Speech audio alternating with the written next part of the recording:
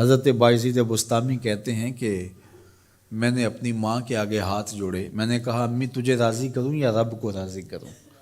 تو اپنے حق مجھے معاف کر دے، اللہ کو میں راضی کر لیتا ہوں۔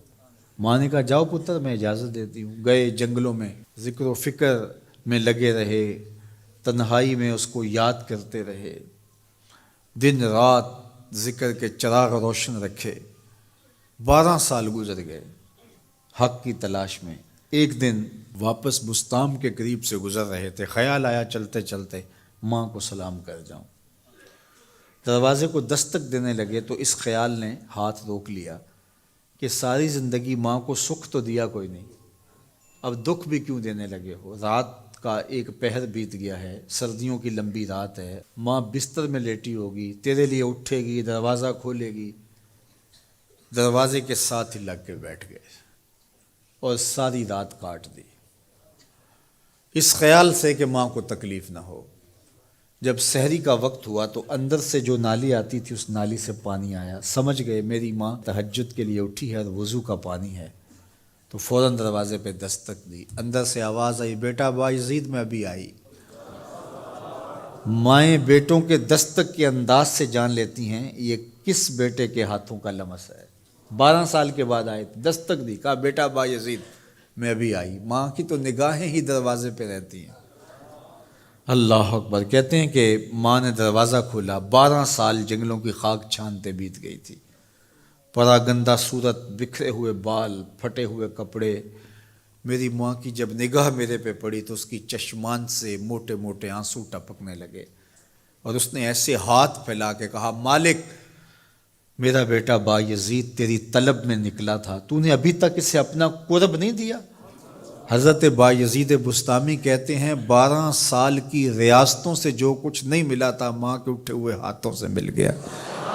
میں نے کہا مالک میں تجھے کہاں ڈھونڈ رہا ہوں، تو کہاں موجود ہے؟ تو ماں باپ کی رضا اللہ کی رضا کا دروازہ کھولتی ہے۔ جن لوگوں کے ماں باپ ناراض ہیں اور وہ جا کے پیر صاحب کی خدمت کرتے ہیں، اور میاں ماں کے قدم چومو، باپ کی ٹانگیں دباؤ، ان کی خدمت کرو، تمہارے پہلے مرشد وہ ہیں، ان کو راضی کرو، پھر کسی شیخ کامل کی صحبت میں آنا، دیکھو کیسے دل کی بند کھڑکیاں کھلتی ہیں۔ ایک مرشد تو ناراض کر رہا ہے اور دوسرے مرشد سے تمہیں کیا ملے گا؟ تو راستہ یہیں سے کھلے گا۔ والدین کو کبھی ناراض نہ کرو، والدین کو کبھی دکھ نہ دو، والدین کو کبھی تکلیف نہ پہنچاؤ، اور والدین کو بھی چاہیے کہ اپنی اولاد کو اپنا نافرمان نہ بنائے۔ ایک بزرگ فرماتے ہیں کہ مجھے برابر 30 سال ہو گئے ہیں کہ میں اپنی اولاد کو کوئی حکم ہی نہیں دیا، کوئی حکم نہیں دیا۔ کوئی چیز مجھے چاہیے بھی ہوتی ہے تو میں بصیغہ امر نہیں کہتا، بلکہ ایسے ہی بات کر رہی ہوں۔ پانی چاہیے تو یہ نہیں کہتا بیٹا پانی لے کر آؤ، میں ویسے کہتا ہوں پیاس لگی ہوئی ہے، تو اگر وہ سمجھ جائے اور وہ خود لے آئے تو اچھی بات ہے، لیکن اگر وہ نہ لائے تو میں نے اس کو حکم ہی نہیں دیا، امر ہی نہیں کیا، تو اس امر کی مخالفت ہی لازم نہیں آئے گی۔ تو کہا 30 سال برابر گزر گئے ہیں، میں نے اپنی اولاد کو حکم نہیں دیا کہ کہیں وہ میری نافرمان نہ ہو جائے، چونکہ اگر وہ نافرمان ہو گئی پلے کچھ نہیں رہے گا۔ جو اولادیں ماں باپ کی نافرمان ہوتی ہے وہ ہوا میں بھی اڑیں، وہ چرخ پہ بھی جھولیں، وہ زمین پہ گرنے والی ہوتی ہیں، کبھی کامیاب نہیں ہو سکتی وہ اولادیں جو ماں باپ کی گستاخ، بے ادب اور نافرمان ہوتی ہیں۔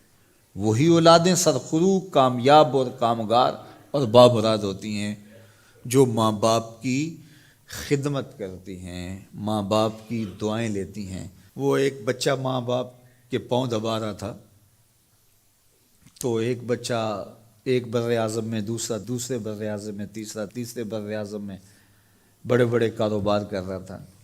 تو کوئی اس کا دوست ملنے آیا، اس نے کہا کہ اس نکمے کو بھی کہیں بھیج دو، فلاں جو ہے وہ یورپ میں ہے، فلاں امریکہ میں ہے، وہاں اتنی بڑی کمپنی اس نے کھولی ہوئی ہے، اس نکمے کو یہاں بٹھایا، اس کو بھیج دو، یہ تو نکمہ کسی کام کا نہیں۔ کہا یہ نکمہ ہی تو میرے کام آ رہا ہے، کہ نکمہ ہی تو میرے کام آ رہا ہے۔